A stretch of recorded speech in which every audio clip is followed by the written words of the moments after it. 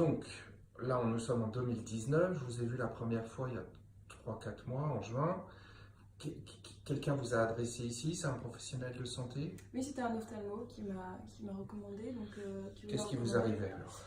Donc c'est pour une pathologie de l'œil droit, la choroïdite multifocale unilatérale, puisqu'elle est qu'à l'œil droit.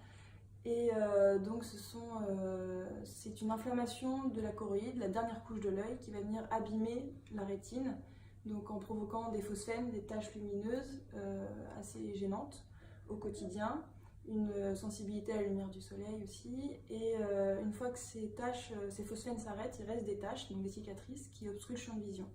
Donc comme il y a vie, ça les on ne sait obstrue? pas. On m'a dit que oui, qu'il fallait attendre la greffe de rétine, on ne sait pas dans combien d'années.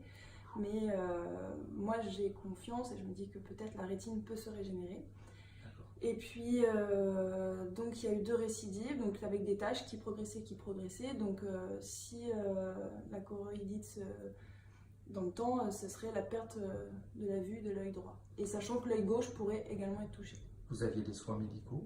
Oui, donc il y a eu 2 traitements. Un premier traitement en cortisone, donc voie orale générale, avec les effets secondaires de la cortisone, puis un traitement en immunosuppresseur. Ça c'était parce qu'on hésitait sur la voie de la maladie auto-immune. Et finalement les effets secondaires beaucoup trop lourds, que j'ai décidé d'arrêter. Et j'étais un peu au pied du mur puisque je refusais une injection d'Osurdex. Vous êtes suivi dans un hôpital? Par un ophtalmo en clinique. Donc, d'accord. Ils sont plusieurs. Alors, vous commenciez à perdre la vue? Enfin, concrètement, qu'est-ce qui se passait? Donc, il y a ces taches qui persistent et autour des taches, il y a des déformations, les lignes droites qui se déforment. Donc, une fatigue parce que l'œil gauche essaye de compenser, le cerveau aussi. Mais là, lors de la dernière récidive, il y avait des déformations qui sont pas pour le moment encore visibles, donc avec une multiplication de l'image. Et donc, ce qui est dédoublé est plus petit, donc voilà, une gêne maintenant. Mais là, ils étaient très pessimistes pour vous? Comment ça évoluait? Oui, tout ça? Ils étaient pessimistes, ça c'est sûr. Finalement, dès la première séance avec vous, le lendemain matin, le soir même, les phosphènes se sont arrêtés. Cool. Et le lendemain matin, il y avait les taches en périphérie à droite qui étaient parties.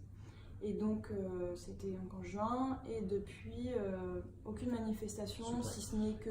les médecins, vous examinant, ils ont vu une amélioration? Très nette. Oui. Ouais. C'est-à-dire en comparant les images, les photos prises du fond d'œil, on voyait très bien la différence, les foyers qui s'étaient... Comment ça s'est passé après ma séance? Parce que moi, vous êtes la première personne qui vient de me voir avec ces pathologies. J'y connais rien. Donc, moi, j'utilise ma technique qui est une mélange d'hypnose et d'énergétique. Comment ça se passe? Ça évolue petit à petit depuis la séance? Non, ça a été radical dès la première séance. Ouais. Combien de jours après sur les 4 jours. Ouais, super. Et depuis ces 4 jours-là, après la première séance, ça ne change pas. Il n'y a pas de... En tout cas, l'œil est calme, on va dire. Donc peut-être ça peut permettre dans les années à venir de... Et vous avez encore des signes dans l'œil?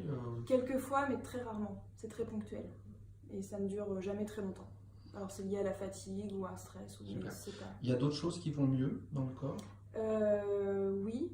Tout ce qui est respiration, gestion de l'effort, j'ai pu observer lors d'une randonnée en haute montagne cet été.